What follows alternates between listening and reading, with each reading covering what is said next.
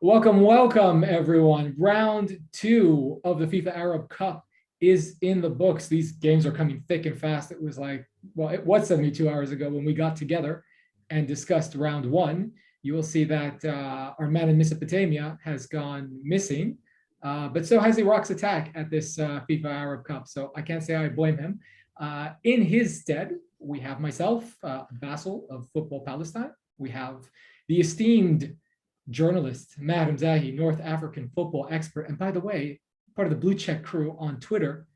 And we've got our stats man, the lad in the Levant, Maroun Mahfoud of FA Lebanon, here to break down round two of the FIFA Arab Cup. So guys, let's get started. I think the headline game, and one that I really enjoyed because it was so unexpected from start to finish, drama, Syria, who looked lost in their first game against UAE for the better part of an hour, came out and they punched Tunisia in the mouth. And for the record, Maher and I had Tunisia winning this tournament. I don't think anyone saw Tunisia losing in what I think we can call the Nabil Maaloul Derby. Maher, tell us what exactly happened to Tunisia in that game. It just never really got off to the right foot. I mean, the quick mistake, and was it the first 4 minutes that Syria scored, I believe? Ferjani Sassi, one of your most experienced players in the squad, being dispossessed in his own third. And then the goalkeeper, Farq bin Mustafa, I wouldn't call it a howler, but he's expected to make that save. And Tunisia's goalkeeping has been a problem probably since the World Cup. At the AFCON, they were very disappointed. They're very inconsistent. They can pull off decent matches where you think, okay, yeah, this guy is probably one of the better goalkeepers in the Arab world. Sometimes they can be very, inconsistent, mistake prone, let's say. And I think Farq bin Mustafa was expected to make that save. The red card after that, I mean, Munder Kebaier right now, the Tunisian coach, is on a hot seat. Qualifying was going smoothly. They lost to Equatorial Guinea.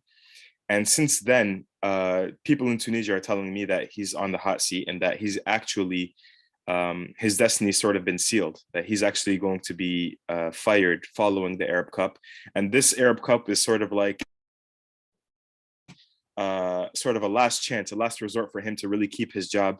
And matches like this are just not going to do it for him. So I do think that if Tunisia continue to disappoint, I don't know if this is an exclusive or not, but I do believe that Tunisia will be firing Munder Kebaier, and they'll be looking for a new coach ahead of their playoffs in 3 months' time. So that's something definitely to keep an eye on. But it's just been disappointing in general for them. I mean, with this squad of players, the only lone bright spot has been Manchester United's Hannibal Majdi, who had an assist in the first game, and he was probably Tunisia's best player in the second game. But when you talk about players like Naim Sliti, like Ferjani Sassi, these are players with a lot of experience. They should not be putting in these kinds of performances at the Arab Cup. So losing 2-0 to Syria, again, with all due respect to Syria, I think Tunisia expected to do better. And now they have it all to play for in the final match against the UAE. So even the UAE are not completely qualified, if I'm not mistaken. So they can't afford to lose that match, really. So it's going to be a really tight match at the end. Yeah, Maroun, I'll come to you because you, as a Lebanon fan, have seen Syria up close and personal at World Cup qualifying. They played, I think, probably one of the best games in Group A of World Cup qualifying. It ended 3-2, helter-skelter action back and forth. But what really struck me in that game was how error-prone Syria was. What did you see? And do you think this is actually a sea change for Syria? Because Syria came into this match in their last 8 games, 6 losses, 2 draws, and they didn't have Omar Soma, Omar Khribin, or Mahmoud Mawas. And it didn't matter, they won. So what do you think is happening with Syria under their new coach, Valerio Tsiza? First of all, when you get a new coach here in the Middle East, at least, the first thing that he does is to know how to position the players in the back, like how the defenders will stand, how they will defend as a unit the whole match. And afterwards, if he's a good coach, he works on how to play the counterattack. It seems that the only manual that all the coaches that come to the Middle East, or the West Asian Middle East, let's say, know how to use. So what I've seen in Syria in game versus Tunisia, it's a very organized team, but do not know how to come forward. And it's obvious from the two goals that came. They came from Nair, from either from the midfielder in the first goal in minute 4, and the second one was like a shambles to the left of the pitch, if I remember correctly. And then the ball went to a guy who was free to shoot, and he shot and made the goal. So what? Tunis was far better than Syria in this game by miles. I didn't see anything that impressed me, Syria, except how they did defend, and they remind me a little bit of Lebanon, because that's the only way we seem to play versus Egypt. That's how we played. We'll come back to how did we play versus Algeria. Congrats to Maher, by the way. So yeah, all in all, I think that if I can decide who gets the 3 points of the game between Syria and Tunis, I would give it to Tunis every day of the week. Yeah, maybe you. Still, I think if you ask most Tunisians, they would still be disappointed with the especially the fine details. Like I said, being dispossessed in midfield. Ferjani Sassi, he's 32 years old. He's played in the World Cup. He's played in I don't know how many Cup of Nations. It's just uncharacteristic of him, you know. The second goal I remember now was a world-class goal, almost like. I mean, when you're defending with 10 men, there's going to be pockets of space that open up, but Syrian player hit it from, I think, 20, 25 yards out into the 90-degree corner, like Hafid Daraji says, where Shaitan lives, where Satan lives. So that was a nice goal. Yeah, I part of me thinks that Syria read the scouting report and knew that Farouk bin Mustafa isn't so secure in shots from distance. And I do remember when it was still 0-0 in their first game against Mauritania, there was a shot that, okay, I think it took a bit of a deflection, but it went at goal and he was very lucky. He knew nothing about it. It hit his legs and bounced out. And even on the corner, shortly thereafter, still at 0-0 against Mauritania, there was some bedlam in the box. The ball hit him, went off the post, and they were very lucky not to concede there as well. So, and it's something I've seen, and you've touched upon this, that Tunisia has a bit of a goalkeeping problem. Do you think this could be a signal for either the current manager or a new manager to change the man at the back? Not that I'm blaming Farouk bin Mustafa for what happened, but from what I've seen from Tunisia, their goalkeeping has been not as good as the quality in the rest of the pitch, shall we say. The problem, Bassel, is that they've already tried that. I mean, Farouk bin Mustafa was the third goalkeeper at a certain point. They had Muaz bin Sharifia, who was a goalkeeper at Esperance de Tunis. They've had Muaz Hassan, who was, looked really impressive as an 18, 19-year-old playing for Nice in France. That just sort of fell off a little bit. And he made a crucial mistake in the 2019 Cup of Nations. That I don't remember if it eliminated Tunisia or practically eliminated them, but it was a very, very important mistake. So the problem is they have switched up these goalkeepers, and each time, a goalkeeper will come in, have a string of 4 or 5 decent matches, and then some kind of bug hits them and they end up being inconsistent. So I just don't see from a pool of players who they can maybe bring in to take over from bin Mustafa. I don't see any like young Tunisian goalkeeper that's playing super consistently. But of course, if he's suffering a poor form of confidence, they definitely need to look elsewhere. But yeah, it's just not that simple. Yeah, and that sets up a very interesting final day in Group B. UAE will play Tunisia and Syria will play Mauritania. There is this scenario where Tunisia could beat UAE and Syria could beat Mauritania, and you would have 3 sides all even, on 6 points, which would, be very interesting to see how that breaks down with goals for, goal difference, the head-to-head, and maybe potentially even FIFA Fair Play points deciding the top 2 teams to go through. Let's touch a little bit on Mauritania because, in the first episode, Maher, you spoke about this team being difficult to play against and difficult to break down. And I think they had a bit of a bounce back performance, although it seems like the finer facets of their game was missing. They'd win the ball with great energy and physicality in midfield, then immediately give it back to the Emiratis. They lived dangerously in the back. I thought the goalkeeper, Mbarak Ndeye, had a good game, But again, Emirati finishing wasn't the best, and it was a little heartbreaking, I think, at the end to see finally the Emiratis cash in on all the chances and take all 3 points. Do you think there's enough in the tank for Mauritania to spoil Syria's party? Because I think everyone's looking at that game and saying, okay, if Syria plays like they did in the last game, Mauritania should be no problem.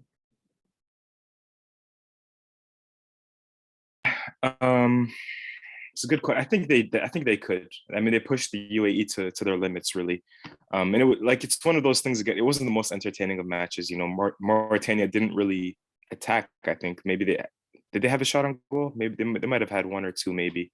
But that's more of what I was expecting when Mauritania came up against Tunisia, was really that low block of 8 or 9 players sitting behind the ball, just forcing you to beat them. You know, you got to make the third man runs. You got to hit them on the counterattack with pace if they ever come out of, you know, their end of the pitch.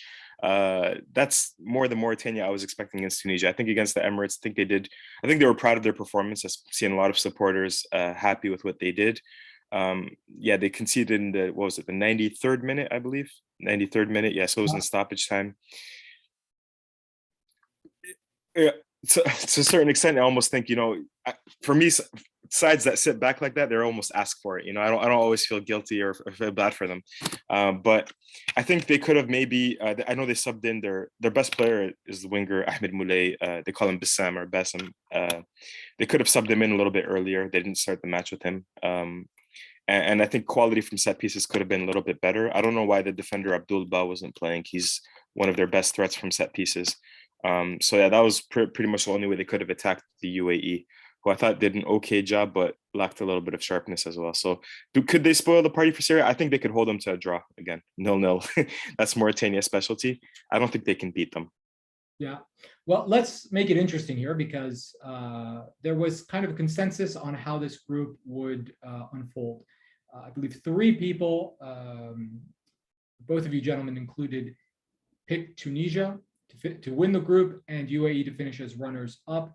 I'm going to give you the opportunity to give some predictions here. So if you want to go back on your initial thoughts on who would get out of this group, predict the results of Mauritania against Syria and UAE against Tunisia. Who's getting out of this group? Maher, go ahead. I still think it's going to be Tunisia and the UAE, and I think in that order. I think Tunisia will beat the Emirates, and I think Mauritania is going to spoil the party for Syria. I think they're going to hold them to a draw. Tunisia just has to shake up their formation, and I think they're going to come back really motivated to get a positive results. They came in with like a weird 3-4-3 where their left center back is actually a defensive midfielder, and it wasn't really working that well.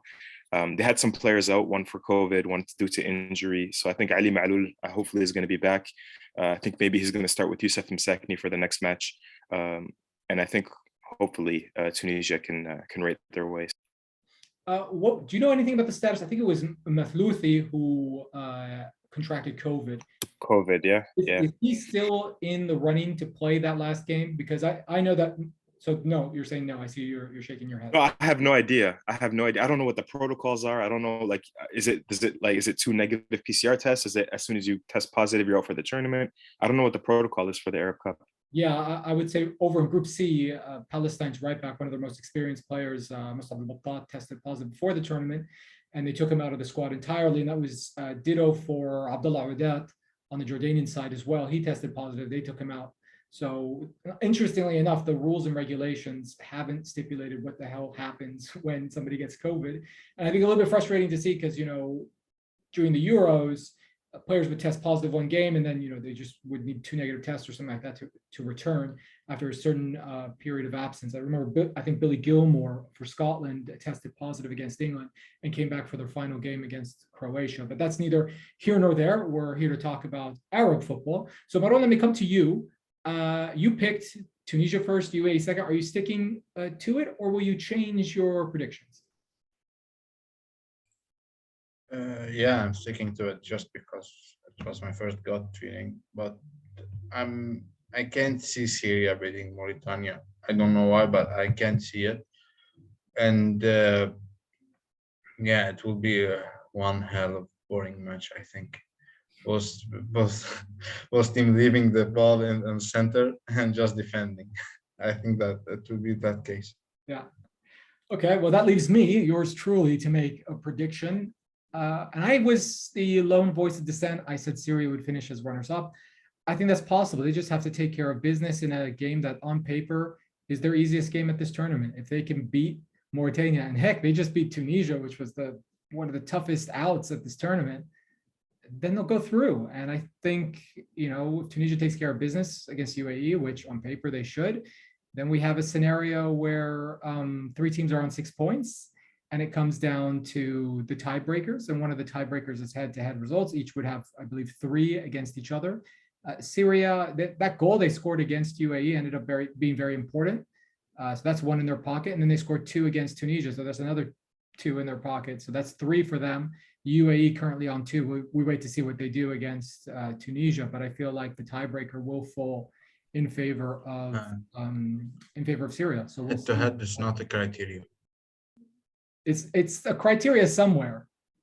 No, it's points, goal difference, number of goals scored in all group matches, points. And fair play. It's the 4th points obtained in the match played. Okay. Then the goal difference. Yeah, well, and it's a 3-way tie. So each has 3 points against one of the other teams, so it wouldn't really be a factor. But hopefully, it doesn't come down to something silly like FIFA fair play points. Don't want to bury the lead, but more on that later. Let's switch over to Group A, where there was some late drama. I think predictions-wise, this one is unfolding the way we thought it would unfold. Qatar, Oman made it interesting in the second half. They really pushed for an equalizer, and they found an equalizer, and they were only trailing because of a penalty kick in the first half. So Qatar is the first team to book safe passage to the quarterfinals, and they have won their group as well. The other 3 teams in this group are all still alive. We had a bit of a discussion about Qatar and what they're looking like and what would the readiness be.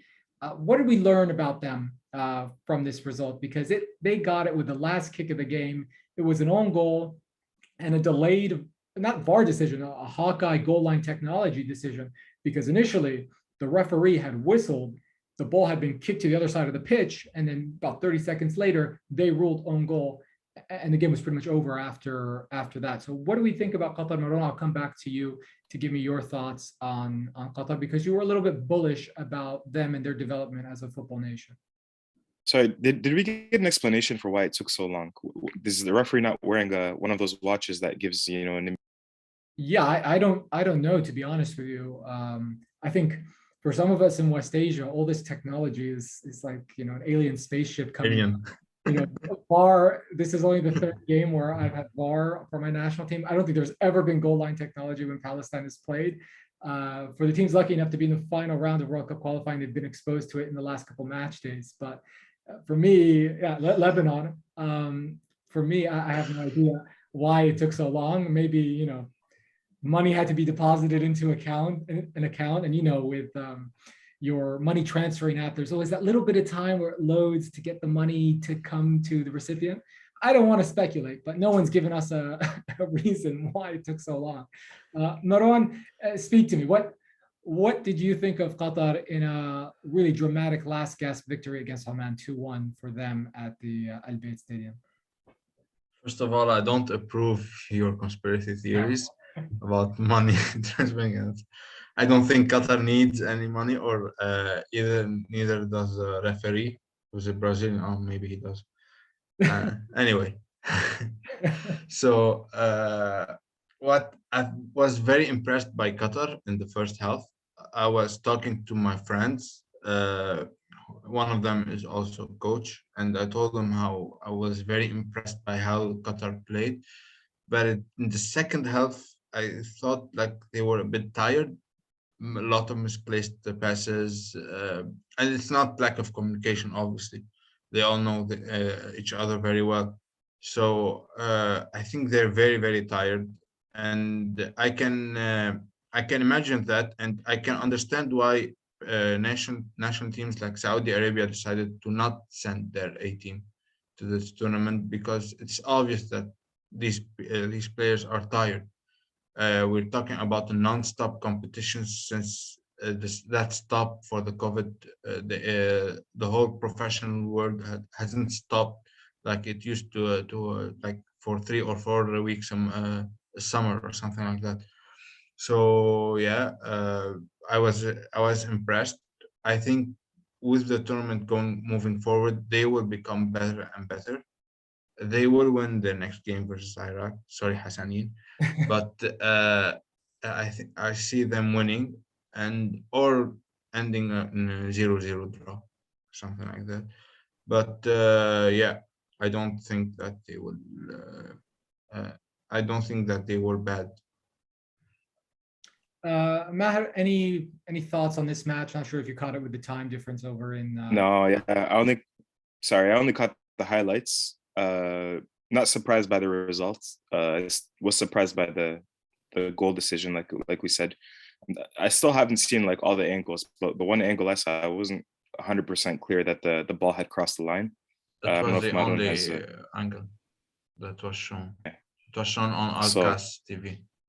what do you I'm guys think? not You sure think it crossed the line? it's right. I don't know. It's tough. I think it just did, but like it was a bit of a blocked view because the keeper's body was blocking that camera angle, and I don't know if there is a camera angle that shows it from the other side where you could see through the net to see that it crossed, or something like a literal Hawkeye technology. They are the FIFA partner for this, right? They were testing semi-automatic offside decisions and all this fancy stuff. I don't know, and it's heartbreaking for Oman because I think they showed a lot of grit, a lot of character. Hajri's goal for the equalizer, I mean, that's what you want in an attacking player. He got his head on that ball, and it was just his determination really to like bust through a wall of two Qatari defenders. I think it was Rawi and I think it was Pedro Miguel, if I'm not mistaken. And he just he popped in between them and he just buried it in the back of the net. So I feel a little bit sad for Oman. I think they deserved at least a point from what I thought was a very good second half performance. So let me get predictions from your end here. I believe, well, I know for a fact, Maroun, you had Oman advancing as the runner-up. I think you've stated your intention to remain with that prediction. Maher, you had Qatar and Iraq. So did I. Hassanane, of course, had Iraq going through. Are we sticking with that prediction? And what will deliver Iraq or Oman to the knockout stage? Maher, go ahead. I think I'm gonna jump over to Maroun's prediction. I think I'm gonna abandon Iraq. They just haven't convinced me that they could score or attack effectively. So I think they're gonna struggle to like he said, it might be a 0-0 or Qatar could win this game. I think I just have no faith in Iraq's attacking prowess. And I think Oman will beat out Bahrain. I've been a little more impressed with them with the way they've competed in those first two games. So I'm thinking Qatar and Oman. Okay, Maroun, you've stated your intention. Anything else? Join us. Anything else? Welcome to the dark side, Maher. We've got Omanis.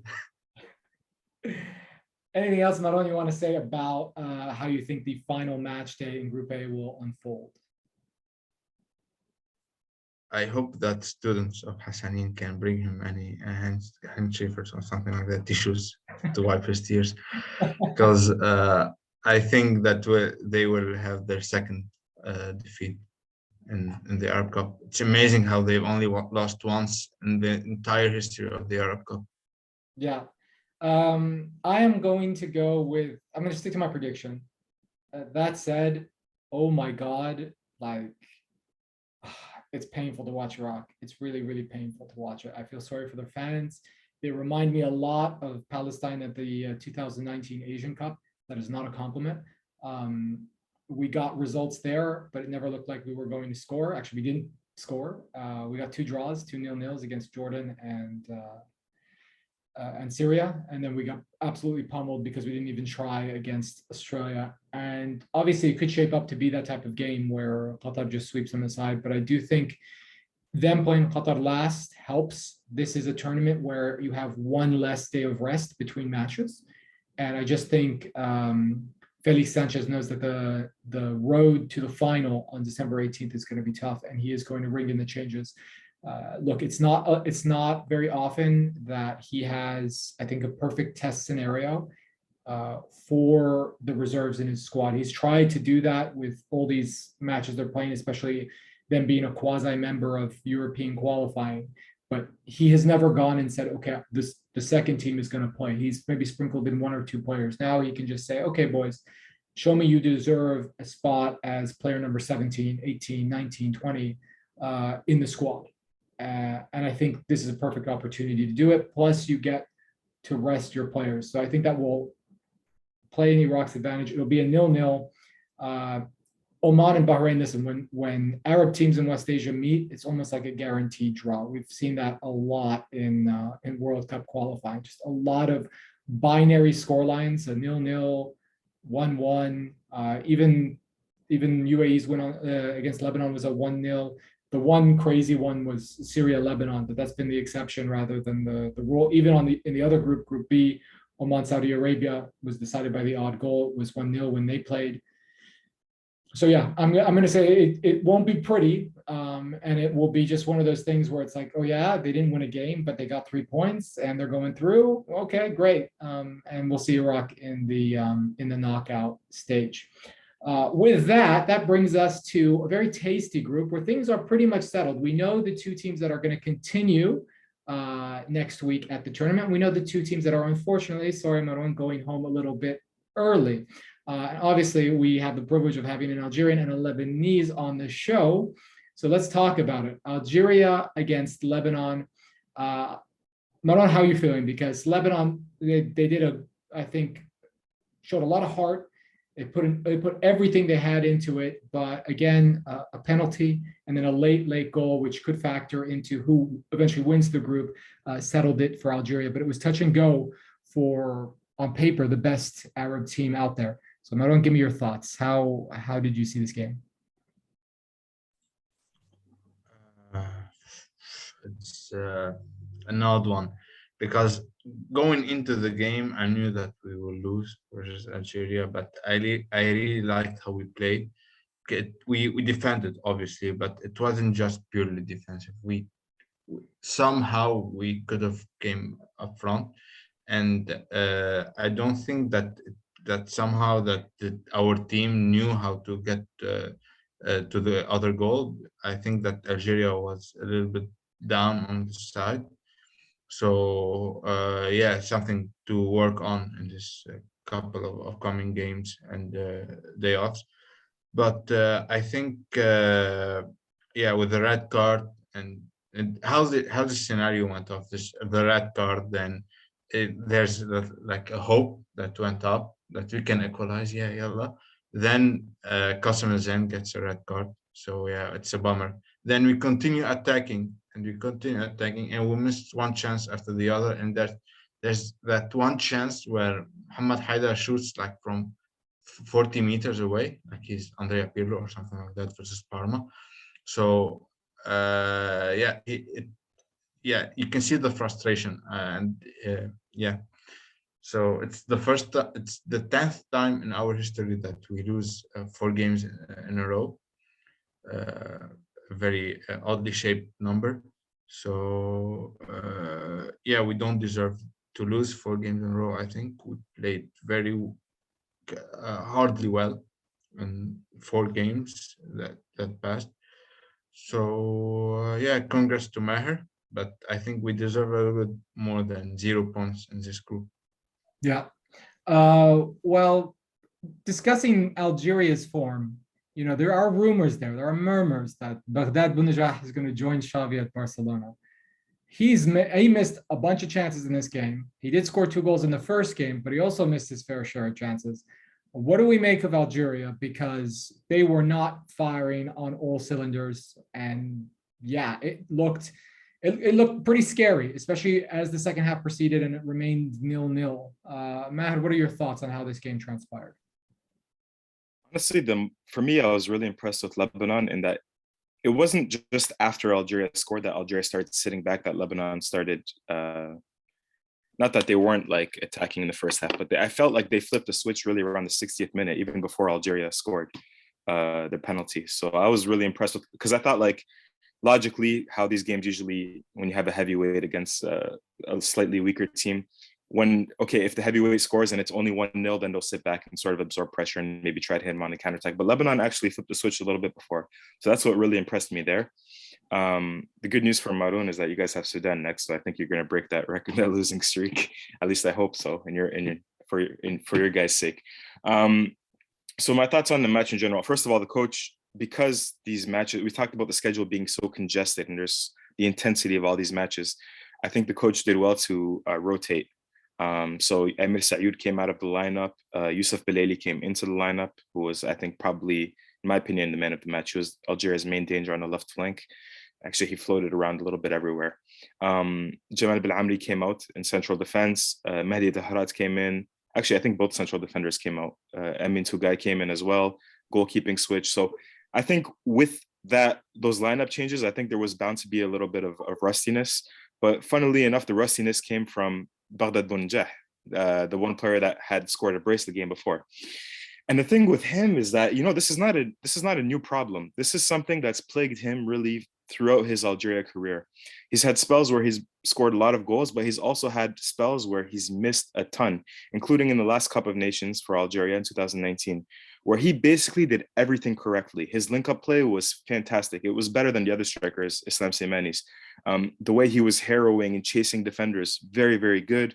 He would challenge balls in the air. He's doing everything right. And when he gets in front of goal, sometimes something happens. I don't know if it's nervousness, pressure. I'm not exactly sure what it is, but with the Algerian national team, not necessarily with Assad, he has this problem where he can go on a string of matches where he misses a lot of easy chances. So now, look, the first match he was pretty clinical. Second match here, not so much. So now he can't let that really persist. He needs to start knocking them in the next match against Egypt. Other than that, I thought, I didn't think it was a horrible match from Algeria's side. I thought in the first half we looked pretty decent. We hit the crossbar, and in that same action, a ball cleared off the line.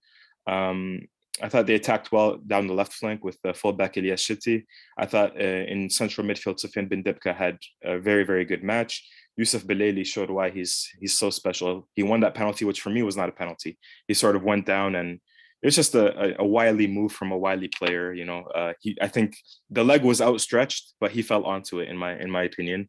But for some reason, the Lebanese defender Ador, he was just holding his head like, if I was him, I would have contested it, maybe push it to VAR. But you just sort of implicitly admit that, okay, yeah, maybe it was a penalty. He's holding his head, and so that was interesting. So I thought overall a decent match considering the changes. Could have been sharper, especially Baghdad Bounjah, but it was a good win and against a good opponent. And now all eyes on that last match. And I'm curious to see what's going to happen. Are we going to play a full strength side against Egypt? Are we just going to try to rest more players again? Really, how much effort are those two sides, Algeria and Egypt, going to put into that final match, knowing that, again, congested schedule and knowing that the potential opponent, there's a lot into it. You could have Palestine or Saudi Arabia, or you could have Jordan, sorry. Yeah. Or Jordan, Probably Palestine or Jordan. Or you could, but Morocco, I think, have been, I don't want to go into Group C already, but have been head and shoulders above the opposition so far. So it's going to be interesting calculations to see what Algeria and Egypt are going to try to do. Yeah. Well, look, as the resident Algeria expert, I've got to ask a very pressing question, and that is Majid Bougherra, who is the standing coach for this side.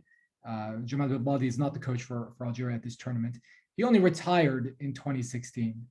What sort of Algerian snacks has he been eating in his retirement? Because he has put on some heft, shall we say. Very big boy. I saw him because I've been in Canada now since, when did I fly? November 18th. So I was there for the Burkina Faso match on the 14th or 16th. I don't remember. I think it was the 16th. And I saw him in person. He was at that match. He's a big guy, man. I think he's listed at 6'2", maybe 250, but he's bigger than that. He must be around 6'4" and centimeters for the fans. Yeah, he's much bigger. He's much bigger.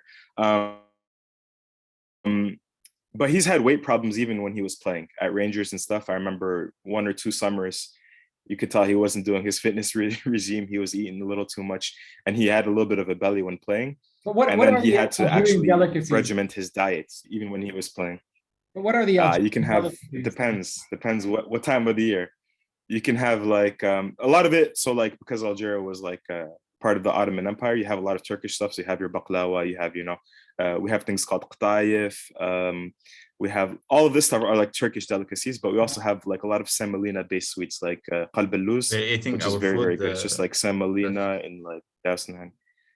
Yeah. Qataif, I Yeah, so believe, is Bougherra, not I'm the sure, was same eating a lot of. is not the same qataif that we have in Palestine and Lebanon, which we have usually during Ramadan. I don't think so. It's because I think it comes from the Turkish word, and for the Turks it means something else. Interesting to know. Maybe we will delve into the world of Lebanese delicacies. Yes, please.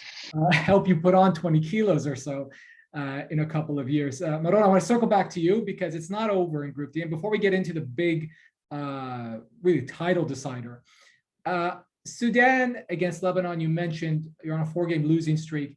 Really tough on you guys because I think you deserved at least a point against Iran in World Cup qualifying. You did not deserve to lose that game at home against UAE, which was, we won't get into that because we're focused on the Arab Cup. And then obviously they played very well in the Arab Cup. How do you think Lebanon will approach that game against Sudan? Do you think they'll field the strongest possible 11 or maybe try to make some changes? Mustafa Matar, will he start in goal or will they give chances to somebody else? Decisions like that. How do you see that playing out? First of all, just because Maher brought Senator, I've talked to San after the game, and I've told him it's nothing, and you can shake it off. The goal was coming either way, so it's no worries, and I truly believe that. So, but what he told me is something interesting. That he told me, I wish that I've made my first start for the national team in another game, not this one, because it's only his first time that he starts, so he's a little bit less experienced.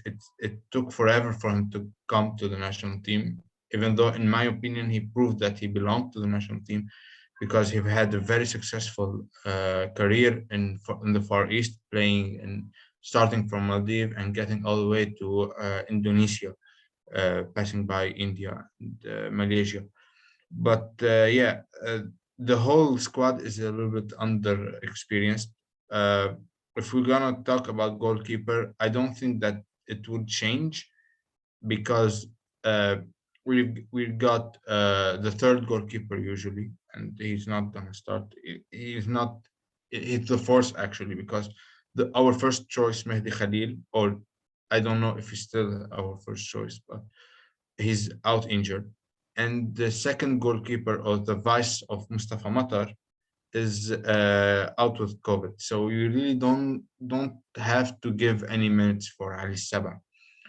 But we have an interesting choice of Antoine Douaye as a third goalkeeper who was our goalkeeper in the under-23 Olympics. But I don't think that he will give him any minutes in front of Sudan. Not yet. He's still 21 years old. He's playing in second division. So yeah, but I think that we're gonna see some debutees in the team. Hassan Awada will play, I think. I think he'll enter as a sub, not as starter. It will not be a very weaker squad versus Sudan, but I don't see it like the one we played versus Algeria. First of all, it's not gonna be 5 at the back. It's gonna be 4-2-3-1, in my opinion. And I don't think that Rabi Ataya will play. Also, he come as a sub, but a little bit something from the history books. We've never won versus Sudan. 2 draws, 2 losses. Well, I think I love his stats. But what's the mentality though? Is this like a game that you really want to win, or is it just like test out some players? I think that we will enter the game just to test some players, but I think that the goal is to win. But it's also important to give experience to the players, because even today Hashik spoke about it after the game with Algeria. He said that it's one of the positive points of this game that we played with some young players. We've had three debutees in this Arab Cup up until now. We've came to the squad with 5 or 6 players who have 0 international caps. So it's and I think they played well. Like Jihad Ayoub, our number 5, played well. Uh, Mehdi Zen, number 8, who came off as a sub, he played very well. It was his first game he played with the national team. Jihad only his second. Jihad, it was the first time that he was called up to the national team. So really getting his place and play, even though there's some players missing, it's a very good impression for me, because he made really quite the impression on the coach to play him. I started in his second game called up to the national team. So yeah, but I think the most important thing to me personally also is to give minutes to youngsters, because after 2023, half our squad will retire, I think, including the captains that we have: Noor Mansour, Mohamed Haidar, Rabia Ataya, and Hassan Mahtoub. I think they will not continue after 2023. Yeah, and I think on that point, Lebanon, along with the other teams that are still alive in World Cup qualifying in Asia, they have a bit of a scenario of this is the battle. The war is World Cup qualification. I think every single side that is still alive, pretty much hunting for the playoff spot at this point, with the exception of Saudi Arabia, would rather get to the playoff than get out of the group stage. And for teams that aren't so settled, because a team like Oman, a team like UAE, they know who's going to play. It's not so important to kind of test new players. You just play your best side. But I think Lebanon, they're making up for lost time. I would say this for Lebanon: this doesn't look anything like the side that was in round 2 of World Cup qualifying, that when they knew even that North Korea was withdrawing and that was going to help them out, that they struggled to beat Sri Lanka, that they had the game right then and there for them. And not only did they not win, they also lost against Turkmenistan, who was out. So Hashik has a lot of work to do, right? And if he can use this tournament to identify some key pieces to the team going forward, they're obviously gonna benefit. That said, listen, we haven't talked a lot about Sudan. The reason why is I don't want to crush anybody's feelings, but Maher, I'll come to you. How is this team in AFCON? How did they qualify? Like, they are there, and South Africa was a quarterfinalist at the last AFCON, is not. So please explain to me how I look at Sudan and I see a team, with all due respect, that looks like they've never seen a football before. Yeah, I think they've underperformed. I think they're better than what they've shown, first of all. Second of all, Africa, now we have 24 teams at the AFCONs. So there are usually a lot of weaker sides that are qualifying for these things. And the fact that South Africa didn't qualify and Sudan didn't doesn't mean, that's more of a reflection of how poorly South Africa were prior to the arrival of their new coach, Hugo Bruce. Sudan do have some decent players. Faris Abdullah, who was sent off today, I thought he's usually a decent player. I thought Taher as the right back is not bad. Mohamed Abdurrahman, their striker, leads the, I think, Sudanese league in scoring as well. So these are good players. I think this reflects kind of poorly on the coach, Uber Veloud, who's a new coach. And again, I think they're underperforming a bit. I don't think they're as bad as they've shown. I just hope they don't show up against Lebanon and ruin Maroun's day. But the fact that there's 24 teams in the AFCON, you have a lot of, like smaller teams that are qualifying. You have your Madagascar's last time. This time you have Comoros, the Gambia, 3 new debutants this upcoming competition, and 3 debutants last one as well. So I think it has more to do with that than them playing incredibly well during qualifying. Yeah, and we'll see actually a lot of rematches at the upcoming AFCON. Tunisia, Mauritania in the same group. And then I believe, is it Sudan, Egypt, or Sudan, Algeria? One of the two also meeting up. Sudan, Egypt. There we go. So maybe it was all part of the plan not to, let them know what the game plan was. So we'll try and give Sudan the benefit of the doubt. Now with that, let's move on. We're moving thick and fast. 3 more matches to talk about. Obviously in Group D, the big one is the title decider. One of the biggest derbies in the Arab world, in Africa, and indeed the whole world. Sometimes it results in violence on and off the pitch when Egypt and Algeria play. And guess what? We have a scenario where both teams have scored 7 goals. They've let in 0. They've won 2 games. So we are even on everything. And we are even on FIFA fair play points, both with -3. So as it stands now, should they draw, it would move to a drawing of lots. I'm not sure if FIFA would actually let them take penalty kicks at their end of the game, or is it actually going to be like they have a press conference and draw lots? Is that how it's going to happen? Maher, give me your take, and then we'll go to Maroun. What is going to happen in this game? Who is closer to getting the result they need to potentially avoid Morocco in the quarterfinal? Yes, it's a really good question. And this rivalry, this, as you mentioned, is one of the most fractious rivalries in Africa, in the Arab world as well. Everybody remembers what happened in 2009 when these two sides were battling out for the last spot in the World Cup, and there ended up being diplomatic incidents between the two countries. Some people point to the fact that Egypt not making it to the 2010 World Cup as one of the reasons why Hosni Mubarak was deposed. I don't make political analyses that simplistic, but just to show you, like there are real ramifications to playing and losing this match, especially. I don't anticipate this particular match being that intense. Number one, both of these sides have already qualified. Different generation of players, different coaches, taking place it's not like taking place in Egypt or in Algeria, but in neutral territory. So I don't anticipate it really being that intense. That said, when I spoke to my dad today and I told him that we're going to be playing Egypt next, oh yeah, we have to beat them. I was looking through Instagram stories earlier and I saw Algerian supporters chanting Mazal Msarwa, Mazal Mazal. So Egypt is next, or Egypt is left, so I think there is going to be a little bit of spice, but I don't think it's going to be as intense. I actually believe that if there ends up being an Algeria and Morocco with the current political climate, I think that's going to be much more intense than this Algeria Egypt. So I still don't have a good grasp of what both sides are going to do. I have a feeling that Bougherra is going to be rotating the side again, like he did for Lebanon. Maybe take out a Youssef Belaili, maybe take out a Baghdad Bounedjah and rest them. I don't know how badly they want to avoid Morocco. I don't think they're that scared of Morocco. I think Morocco are really, really good, but I think it'd be an even match.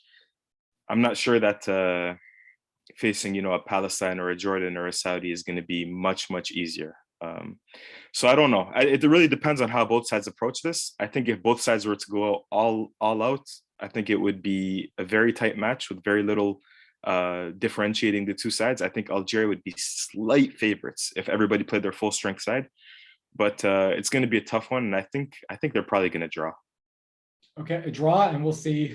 I guess who picks up more yellow cards or red cards potentially in that game. Yeah, exactly.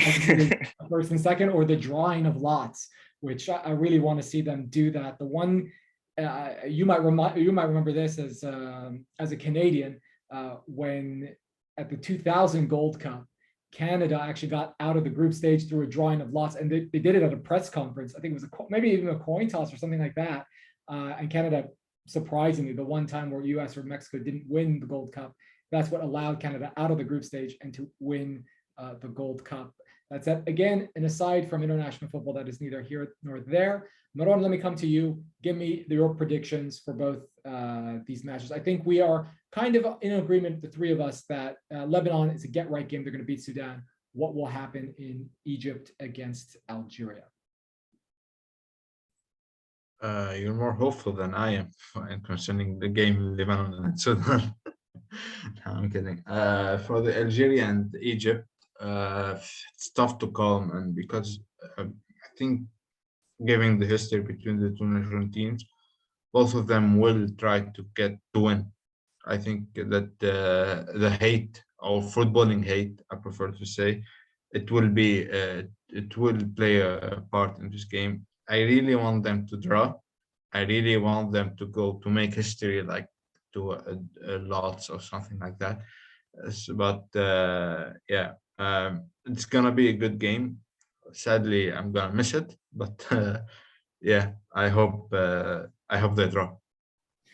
Yeah, I think it would be a draw as well. I mean, it's one of these matches that on paper is we're all amped up for it, but sometimes when you hype up a match too much, it doesn't really fulfill expectations. And the likes of Palestine and Jordan know exactly what Morocco and fear Morocco, and I think everybody should fear Morocco given what they've done in the last two games. But there's familiarity with this Moroccan side. I don't think either team is going to be too intimidated by them. That said, respectfully, I think they should. So with that, we move on to or Matt, you want to yeah, just a quick question. Like when we flip a coin at the Arab Cup, is it like heads and tails, or what's the Arab Cup equivalent? Or there's got to be a falcon on there, no? There's always falcons with. I have no idea. I don't think in Qatar there's something called coin or something. I think they flip like a stack of $1 million. Credit cards. I mean, right, sorry. First place loser gets the money, so everyone goes home happy. I so we'll see. I mean, I'm kind of holding out hope that it'll be a score draw. So nobody ever likes a 0-0, but I do want to see how they handle the drawing of lots. Maroun, you've mentioned to me that there was a scenario in 1960 in World Cup qualifying between was it Tunisia and Morocco in World Cup qualifying. Morocco went through before either side actually qualified for a World Cup. Okay, so let's get to the final Group D, before we get to the final game of round two, which I know everyone is waiting to see. What is Basil going to say? How does he react to this really super dramatic game? Let's talk about Morocco, because I was on here a couple days ago and I said, yeah, Palestine need to be a lot better. Yes, extenuating circumstances and all that stuff. But at the end of the day, Morocco is just that good. Jordan show up. They don't play with a 5-man back line. They try and go at them. And basically, in the first 4 minutes, goal. 15 minutes after that, another goal. And then another goal before halftime. It's 3-0 at halftime. And they really had no answers for Morocco and for their relentless pressing. Maher, is this, let me ask you this, for people who maybe haven't seen so much of Morocco since the last World Cup, is this the game plan or the style of Halihodzic being implemented by Ammouta, or is this Ammouta's philosophy on the team? And if it is Ammouta's philosophy on the team, surely he's going to get a job somewhere in the Arab world that's going to pay him a lot of money to either take over a national team or one of those big name clubs in Saudi Arabia, UAE, or Qatar. Yeah, so I'll start with the last thing you said, and I think that's definitely going to happen. I wonder if he's going to stay on for the African Nations Championship. I don't think he is. It's going to be hosted in Algeria. It was supposed to take place this summer. I think if he probably would have stayed on to at least compete in that competition and maybe try to three-peat. But because I think it's postponed, I think, until 2023. It wouldn't surprise me at all if he is poached by one of the bigger Arab clubs with a bigger purse. Morocco have played like this, not just at the senior level, also with the B team. And also I've watched a few of their under 20s and under 17s play, and they've played with a similar identity since the World Cup, really, since 2017, 2018, where you talked about relentless pressing. They've been really good at that, at holding possession, at defending collectively. And the main problem, especially with the senior side for very long, has always been scoring goals. They haven't really found a real number 9. They've experimented with Khaled Boutayeb. They've experimented with Walid Azaro, Ashraf Ben Sherqi, who are both in this side. They've experimented with Ayoub El-Kaabi, who's not in this side. And each of them have a relative success, usually, with the B team or with their clubs, at the African Champions League. But when they get to the A team, they can never really be the kind of striker that, going to be a homer here, but that Algeria have with Islam Slimani, who set the national team record for goals. Moaz Ali, whatever, pick your Arab striker. They need that number 9 that's going to hold his own and hold his place for 5, 6, 7 years.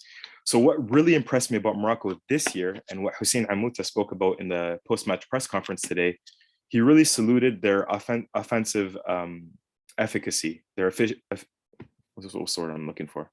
Efficiency, sorry. Yeah, their efficiency attacking in terms of converting chances. that's really the one thing that's impressed me the most about this Moroccan side. The fact that they've put up, 4 goals like consecutively now. They're at +9 now, right? 4+5, yeah. They're +8. It was 2-4-0. +8. Okay, 4+4. Okay, yeah, that's really really impressive. After the first match, I said, okay, can they do it again? And they did do it again. So I think it's time for me to stop doubting that they can do it again. Really really impressed. Again, still want to see it against in Egypt or in Algeria. But I think for me, they look like the strongest side in the tournament at the moment. They're playing collectively well. They're pressing and they're converting their chances. Nothing more to add, really. Yeah, and listen, people were out with the meme. Sorry. Last thing. My discovery of the tournament so far has been the right back Shippy. Oh, he had a great assist against, and that volley was fantastic. The volley was nice, but I would say that a lot of people gave a lot of grief to Ahmed Qadoura, who had to make his debut in very difficult circumstances. And obviously, we all know he could have done better on that first goal. But Shibi's goal from long range, I think, is an easier shot to save, and the keeper is out of position. And yeah, he hit it nicely and all that stuff, and credit to him. It's not the first time he has a goal involvement from that far. Against Palestine, he had that great cross as well. But I think this match really did show the gulf in quality between Morocco and the other teams in the group. It'll be interesting to see Saudi Arabia, who has a more established identity of playing, how they get on against Morocco, but I don't think they'll have the quality to come up with anything different. One of the things I really enjoyed about this game were the memes that were coming out. There was one meme, an Egyptian meme, that showed the Palestine and Jordan scorelines, and it said, wow, these people really don't care about the spirit of Arabism at all. There was another one from a Jordanian site that said, yeah, if we go into our last game and we advance by beating Jordan 3-0 and we play Algeria in the quarterfinals, they are definitely going to rain hell on our faces with the Nazilat al-Sahiqat, or whatever it's the line, the first line of Algeria's national anthem. It's for those who don't speak Arabic, Nazilat are the lightning or thunderbolts, I should say. So really, people taking the 4-0 in good humor. I think that also kind of gave a bounce to Palestine going into their game against Saudi Arabia. We will get to that match. Maroun, thoughts on Morocco? Are you as bullish on Morocco as Hassan and I are? Yeah, honestly, they're amazing. I think you can only watch them for 10-15 minutes and that they're head and shoulders above everybody else in the group. I think they're one of the few teams that actually can win it. And I'm really surprised if I do not see them in the semifinals, even though they will have a tough matchup against either Egypt or Algeria. But they're amazing, to be honest. And just to know that it's not their first team also, but they play like it's their first team. Same style of play, everything that goes with it. So I think all North African teams, I say all, but I mean only Egypt, Tunis, Algeria, and Morocco, that they are lucky to have that much talent in their football league and in their national team also. So yeah, most definitely. So I think we're all in agreement there. And I believe after tonight's 1-1 draw between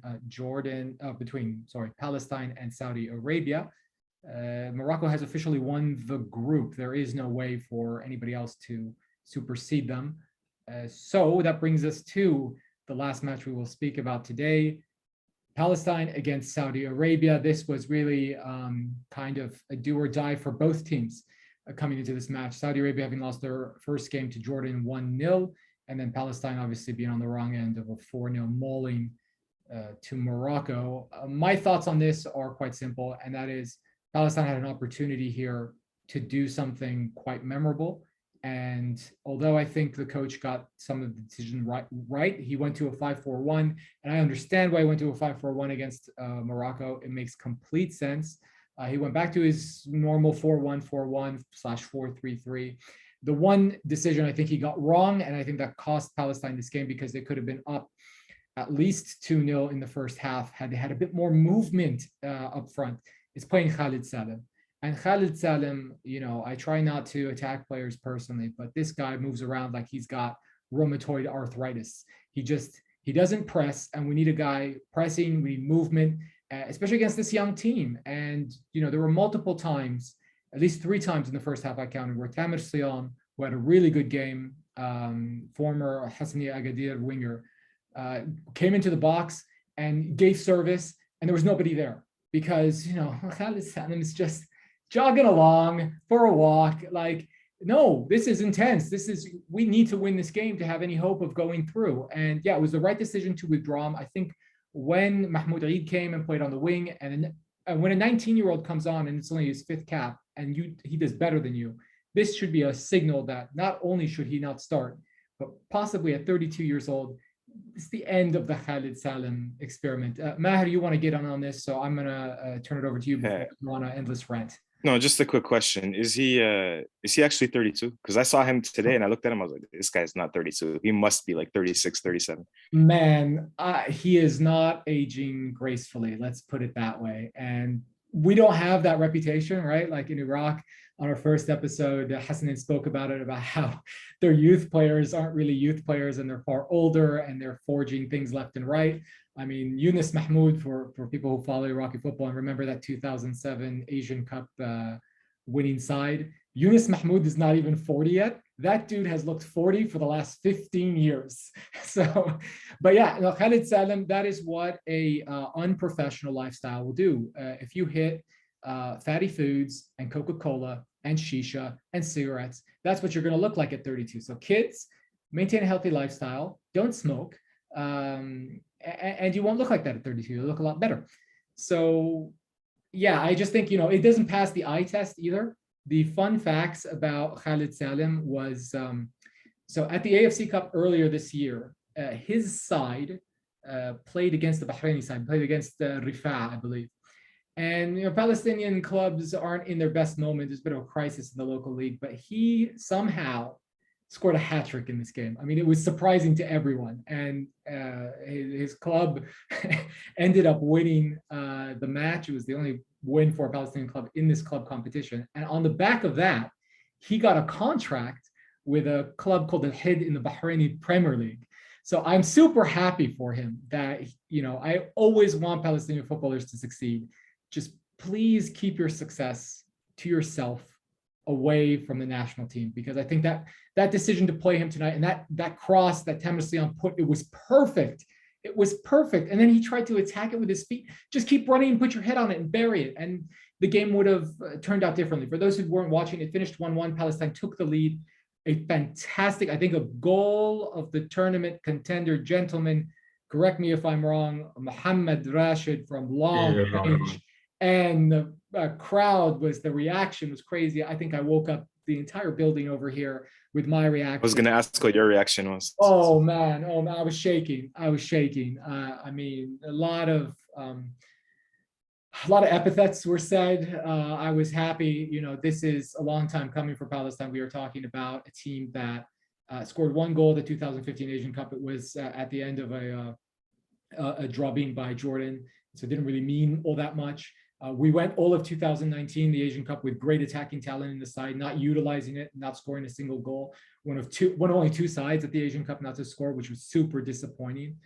So it was a relief, and I'm really happy for a guy like Mohammed Rashid, because Palestinians don't get, I think, a fair shake at going pro, especially in the region, and our league gets overlooked. And his foray outside of Palestine started in the Saudi 2nd division. I think he was one of the best players in the Saudi 2nd division, and somebody should have came calling for his services from the 1st division, or maybe somebody else in the Gulf, and nobody came knocking. So he went to Indonesia, and he's been doing great. He's one of the best players in the league in Indonesia, and you could just see that the maturity he has in his game and how he has evolved over the last 2 years, even 3 years since the last Asian Cup. He's just gotten better and better and better, and he's been working on that aspect of his game. So I was super happy to see us get the goal. Obviously, I think some of the things that I brought up earlier, and not to go on, I want to obviously hear your opinion on Palestine and Saudi Arabia shortly. was, yes, they are playing against Saudi Arabia's under 23s. There is also equal inexperience, though, on the Palestinian side. And the Saudi goal, I think, was in large part a result of a left back who was only 23 years old and not as good as Abdullah Jabbar, nowhere near the league of Abdullah Jabbar, not knowing that you need to press that ball in that scenario. And that led to the counter attack, and they got a goal from really one of their only quality chances all game. I mean, Palestine were controlling that game after they took the lead, and Saudi was throwing everything at them. So it sets up, I think, an interesting encounter. And, you know, Palestine, like I mentioned, if Rami Hamadi's there, maybe he makes that save because he's got that experience. And Amr Qaddour is a fine goalkeeper, but Rami Hamadi is something else. And I really wanted him to be at this tournament to showcase that ability to the world. Obviously, your fullbacks being there, right and left, would help. Attacking options, Wadi, who's playing in Egypt and scoring, Ade Dabag, who's just beasting it in the Portuguese league, Saleh Shahade, who's got a great goals per game ratio in the Swiss second division, an attacking midfielder in Nazm al-Badawi had medical conditions. He had to retire because of a recurring injury. And then Mohamed Al-Ghul, who they wanted to bring in, who plays in the Croatian second division and is leading his side on a promotion chase, was supposed to be his replacement. He couldn't come. And for a team like Palestine, I'm sorry, that's going to show. And I think it showed a little bit in this game. And then the decision to play Khaled Salem just really brought it all together. We were playing with 10 men for 60 minutes, in my opinion. I've spoken for too much. Maroun, tell me what you thought about this game. First of all, just a quick note. That game of Blata Center, it was versus Muharrak, I think. Yeah. It was in Group C with Ansar, and it wasn't Rifa. And Muharrak went on to win the whole tournament, by the way. So yeah, very impressive. But coming back to this game, I think I agree with you. Palestine looked the better side, and it was obvious. Even Morocco, it's obvious that Morocco would be the better side, but Saudi Arabia cannot be the better side. And Hervé Renard talked about it 2 days ago, that you cannot expect a squad that the older player in it is 24 to actually compete in a senior tournament, no matter how well the players are, because they lack experience. And it shows in the duels and in that specific cases in each match, the little details. It shows that these players lack experience, but they do not lack the qualities, and that's why they can score like the one they got against you, that counter attack. So yeah, all in all, I think that game should have been won by Palestine, but also they've lost it. It was in their hand. It was their game to lose. So yeah, better luck next time. Yeah, hope so. So that brings us to the final portion of our podcast. We've got to get predictions for what's going to happen in Group D. All teams are still alive to go through. Morocco has booked their passage as group winners. I haven't double checked that, but I believe even if they haven't mathematically booked it, they've booked it. And we had pretty much consensus of who was going to go through. The field said Morocco and Saudi Arabia, something in that order. In order for that to happen, well, Saudi Arabia is going to have to beat Morocco to go up to 4 points, and then they're going to need help from other results elsewhere. So, lads, what do we think? What are the results of that final match they're going to be, and who is going through? Didn't Besses say that when the West Asian sides play each other, they're always going to draw? Yep. So that would mean like Jordan, Palestine draw, and then probably Morocco, Saudi. I don't know. I don't see Saudi beating Morocco. In that case, it would be Morocco and Jordan. But I don't know. I really don't know. This one is tough. It's really tough to predict. I don't know. What did I initially predict? Morocco and Saudi, yeah? Morocco and Saudi. I think everybody did except, yeah. Hold on. Let Maroun go, and then I'll go with Jordan just to piss off. But no, seriously. No, I think Jordan will take it. History. I trust history, and history says that Palestine have never won and when Basel is alive. So I'm waiting for your death until I say that Palestine will win a game versus Jordan. That's really dark. What is the because for somebody like me who lives in North Africa, what is the rivalry like? Because I know there's a lot of Palestinians in Jordan, right? Either refugees or whatever people have been living. What is that rivalry? Is it actually like intense, fractious? Is it fraternal? So listen, my entire view on this, and I will actually give you some insight into the rivalry. I think this is an exclusive, so if you are somebody who has listened to our podcast series, we like to give you insights. Obviously, Maher gave you that insight on what could happen with Tunisia's coach following this tournament. I will give you insight into this rivalry as well, because there are some things that happen behind the scenes. I think in general, it is fraternal. And, you know, we are in the little brother position because, yes, we've gotten a bunch of draws against Jordan, but we've never beaten them since joining FIFA in 1998. There was one win. It came at an Arab Cup in 1976. We beat them 2-1. You know what the saying says. If only one side is winning, is it really a rivalry? And I think Jordan sees us as, listen, if you're not playing against us, we wish you well. But if you're going to play against us, well, come on, you know who's going to win. We're better than you. And we are trying to break that because there is talent. And if you look at youth level, the script is flipped a little bit. Palestine is actually the one getting results. At senior level, I think just because of the administrative chaos, there's never been that game where the right coach was in charge, he was playing the right way to kind of go at Jordan and to beat them. Also, they seem to have avoided each other in friendlies, and now they've just met at the 2015 Asian Cup, the 2019 Asian Cup, and now at the Arab Cup. And in between, they didn't meet each other at all. So it is fraternal, and I can't say anything bad about the Jordanian fans because, you know, they will show up and there will be people with divided loyalties. There will be people who want Palestine to do well. I remember the scenario at the 2019 Asian Cup was that Jordan had won the group. It didn't matter what happened, and Palestine was on a single point. They needed to win to guarantee passage. Now, what ended up happening is that we all thought, okay, well, Jordan will just play with a second string side.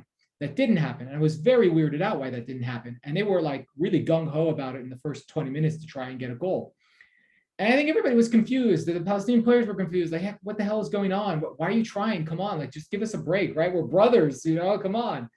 And what I have found out recently is that there is a beef, sizzling hot beef between the Palestinian Football Association president, Jibril Rajoub, and the president of the Jordan FA, Prince Ali bin Hussein.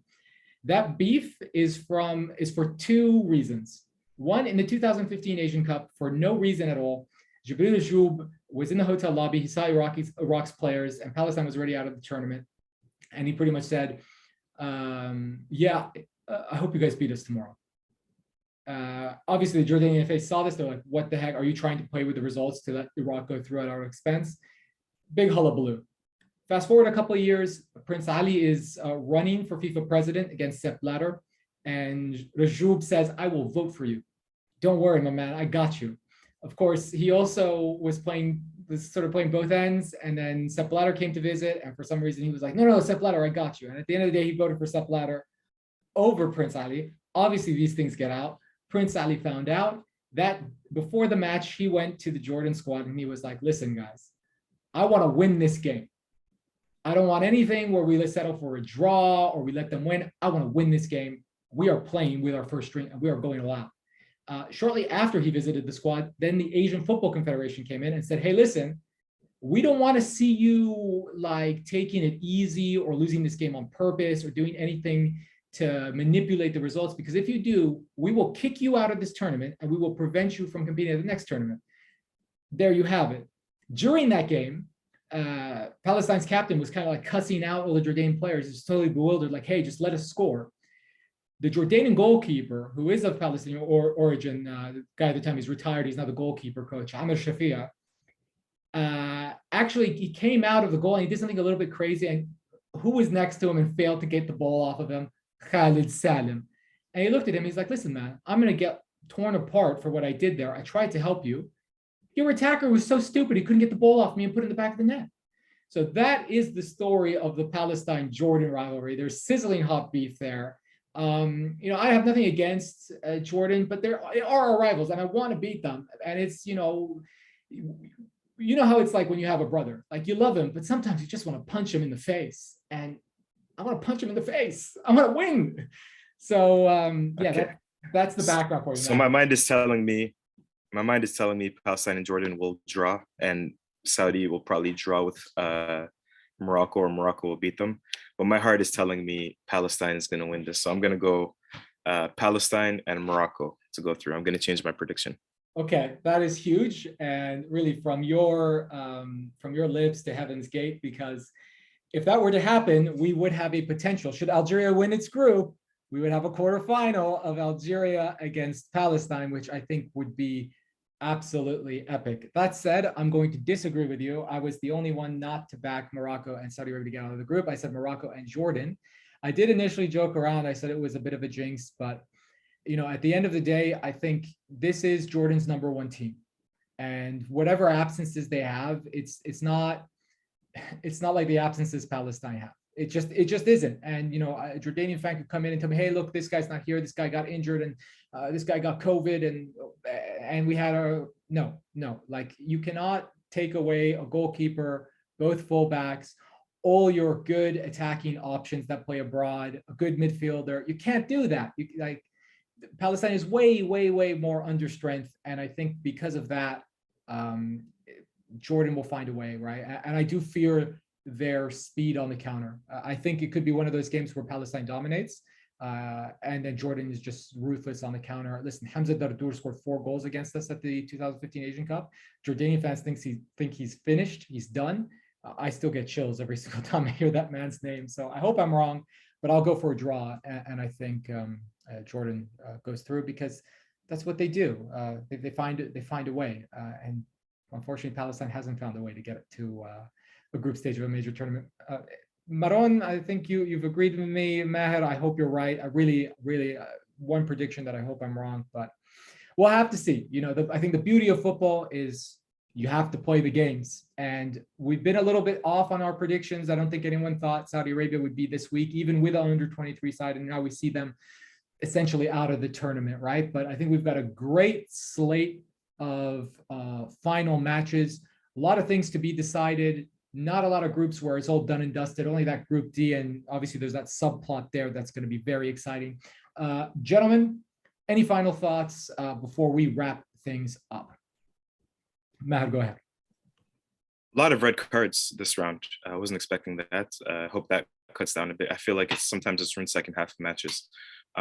So hope for cleaner play. I hope for a drawing of the lots between Algeria and Egypt. And I want one more upset. Just give me one more upset. Syria, Tunisia was nice. I want one more, I don't know. I'm trying to think of it now. Sudan beating Lebanon wouldn't be huge. Palestine, Jordan. Yeah, let's do right here. Okay, Palestine, Jordan. Let's do that. Yeah. Maroun, anything you're looking forward to in this last stage of matches?